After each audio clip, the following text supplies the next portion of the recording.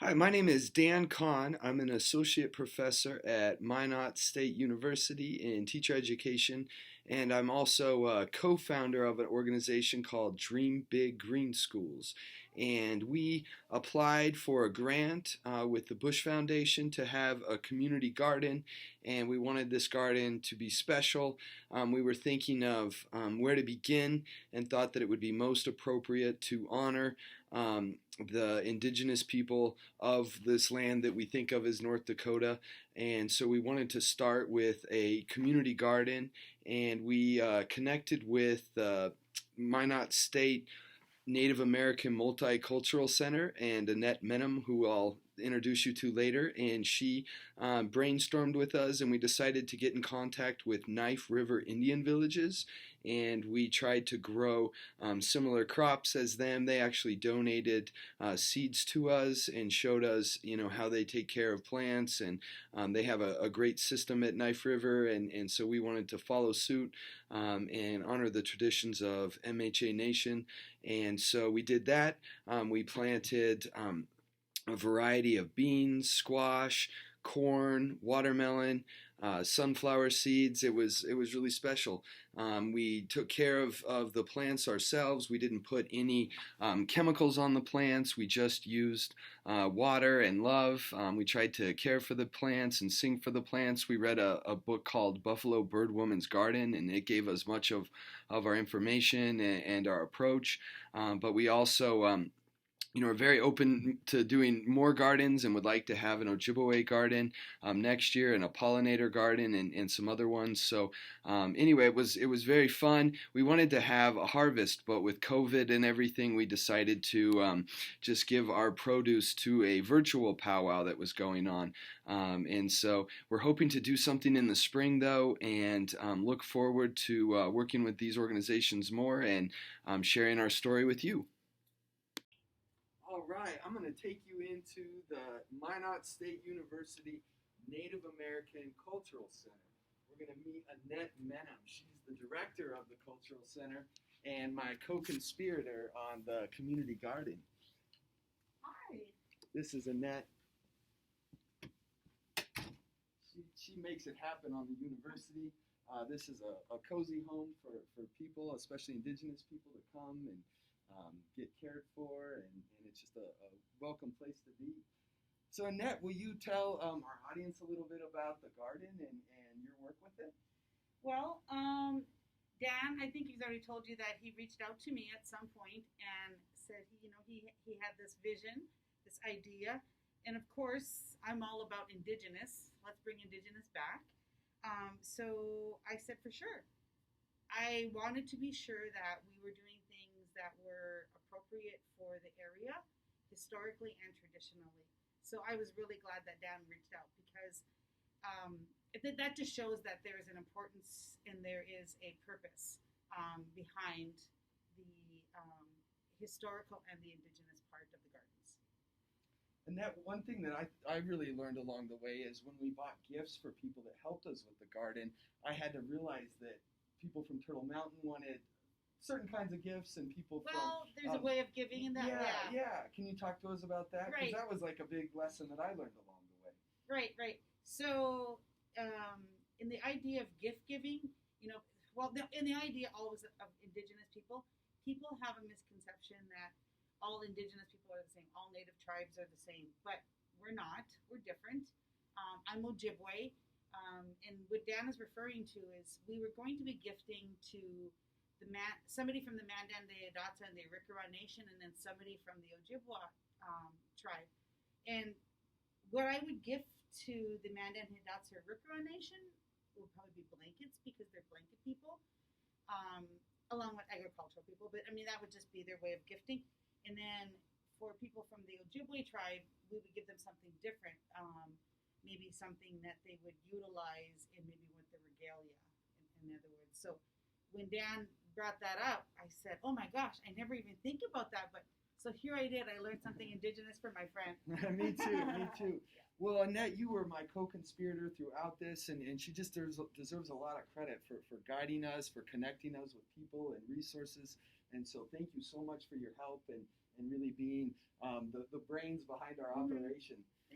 Can I just give a little bit of Yeah, plug about the absolutely. Native American Yeah. Center? We got a second? Well, you guys just caught me here. I was going through some tribal newspapers. So the Native American Center is one of only two, maybe, in the state of North Dakota in the university systems. So there has been a lot of research that shows that students that have direct contact with centers like this have a far better success rate. So they make it to graduation. So the Native American Center is a home away from home. We have a place and a person. So anybody coming to Minot State from our indigenous communities, we have a place, and that is very, very important when you're away from home. Absolutely, absolutely. And now we have a community garden. We have a community garden, and our Native American population at Minot State is about 4% of our student population is our indigenous students, and most of the tribes that we have represented here at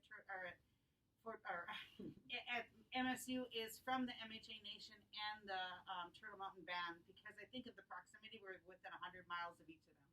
That makes sense. Right. Well, thank you so much, Annette.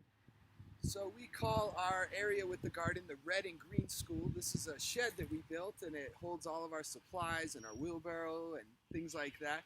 I'm going to take you towards our gardens.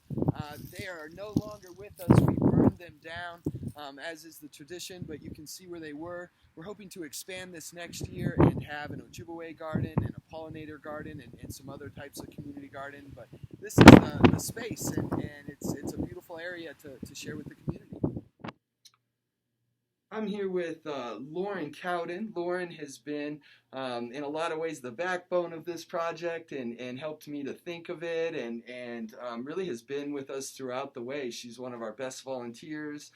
She helped organize events, and she's just one of the best. So happy to have you with us, Lauren. Lauren, what were your thoughts about the garden after being a volunteer and putting it together, and any reflection or thoughts after all this?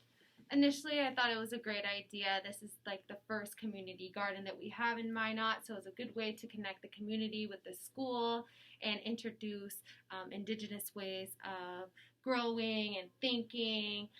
So it's just been awesome to be a part of. I've learned so much about the Native American culture and how they garden and how they just carry themselves. And just being a part of the garden has just been awesome.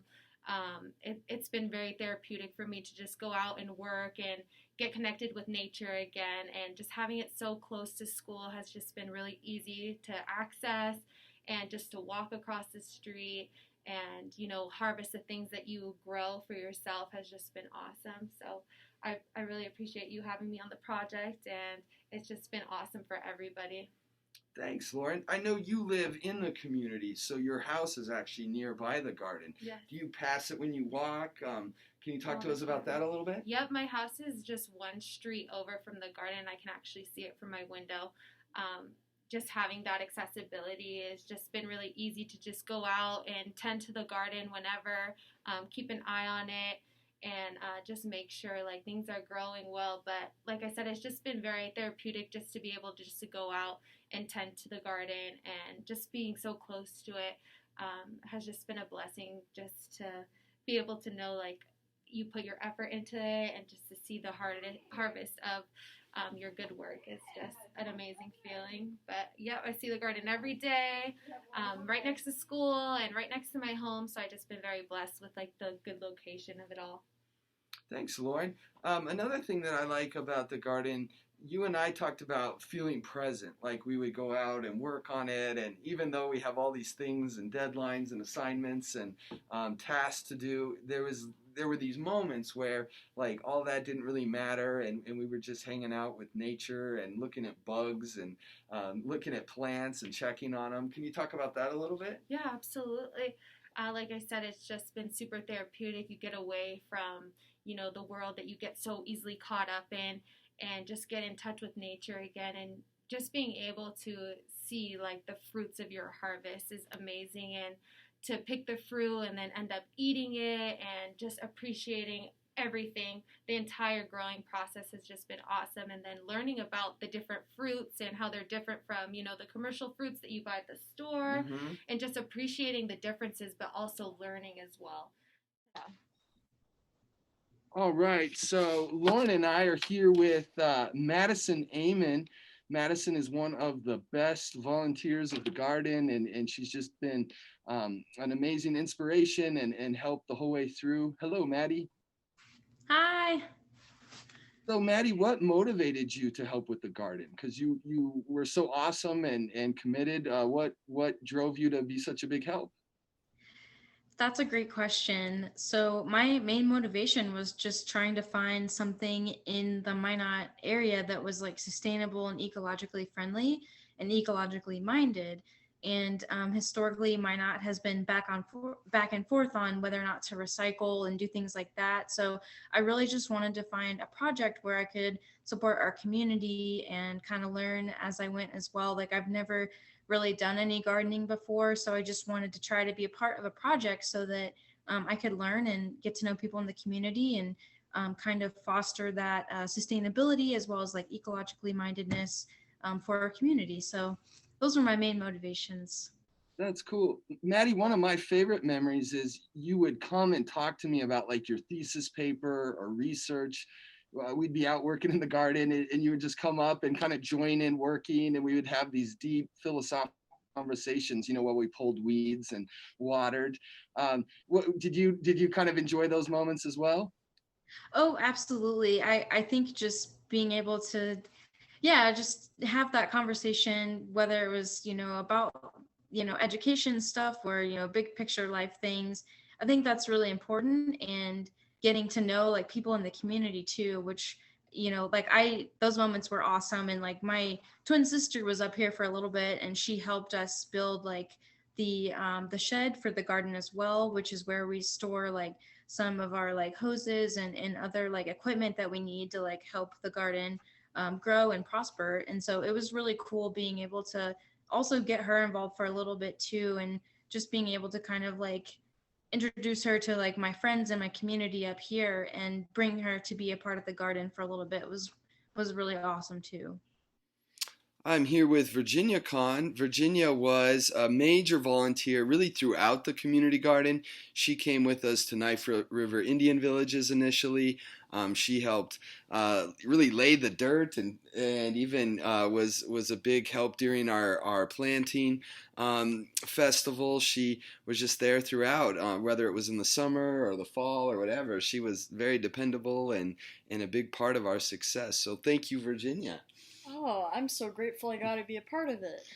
Cool. Well, what made you want to be so committed? Like, I know a lot of times I didn't even have to ask you. You just wanted to go check out the garden.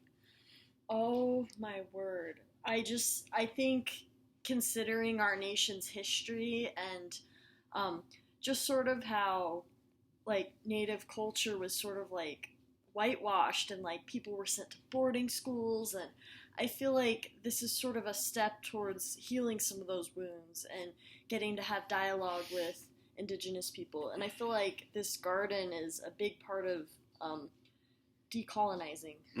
Yeah, I agree. And I know in our deep discussions, one thing we've talked about, I mean, it's obvious, indigenous people aren't just in the historical, they're all around us. Oh, completely. And I think this even brought this more so into the forefront in terms of who we talked about and how we talked about people. What do you think? I completely agree. We've gotten to meet with so many people, and so many people have taken time to drive down. At Knife River, the garden person donated plants, and it's just been amazing to see how committed everybody is, and yeah, absolutely. all the sacrifices. Yeah, it's really taken a lot of different people and a lot of different perspectives to make this thing work. Well, thanks, Virginia, for all your hard work on our garden, and we're so proud of it and thankful for you. Oh, I'm thankful for this garden. It's Oh. going to change history. Thank you for your interest in our community garden with the Red and Green School. Feel free to check out our website. It is www.redandgreenschool.org, and you can learn more about us. We appreciate all your work and are happy to be a part of the virtual Harvest Festival this year. Thanks so much.